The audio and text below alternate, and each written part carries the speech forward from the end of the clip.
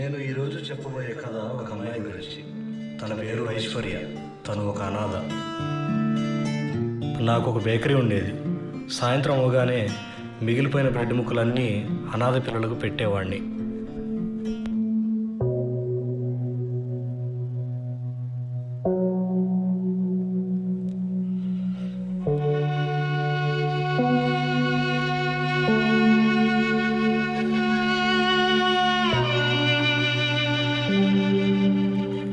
అందరూ పెద్ద పెద్ద ముక్కలు తీసుకెళ్ళిపోయారు.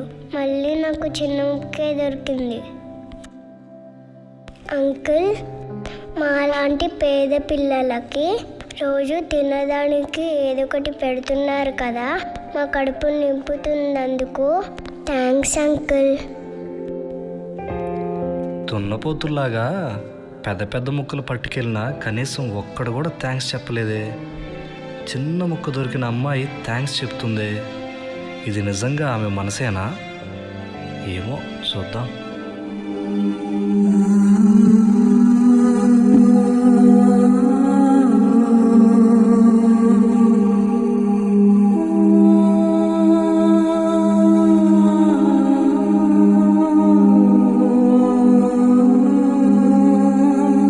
Uncle, thank you uncle.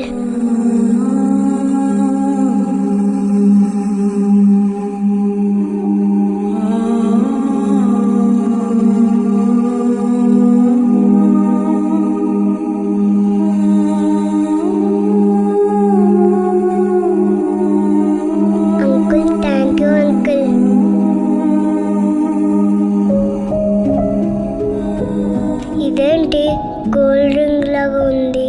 పొరపాటున వచ్చిందేమో. అంకుల్కి ఇచ్చేద్దాం.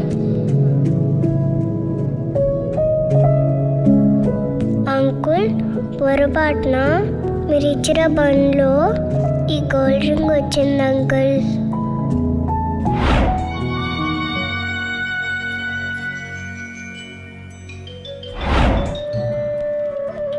అమ్మా, అది నీకు పొరపాటున దొరకలేదమ్మా. ఆ బంగారు పుంగరాన్ని నేనే ఆ రొట్టె ముక్కలో పెట్టాను. నీ ఉద్దేశం ఏమిటో, నీ వ్యక్తిత్వం ఏమిటో, నీ బుద్ధి ఏమిటో చూద్దామని ఆ చిన్న రొట్టె ముక్కలో ఆ ఉంగరాన్ని నేనే పెట్టాను. పేదదానివి, ఆకలితో ఉన్నదానివి. ఆ బంగారు పుంగరం నీకెంతో అవసరం. అయినప్పటికీ తిరిగి వచ్చి నీవు రుణపడిన హృదయాన్ని చూపించావు. నమ్మకంగా ఆ బంగారు పుంగరాన్ని నువ్వు నాకు తిరిగి తీసుకొచ్చి ఇచ్చేశావు.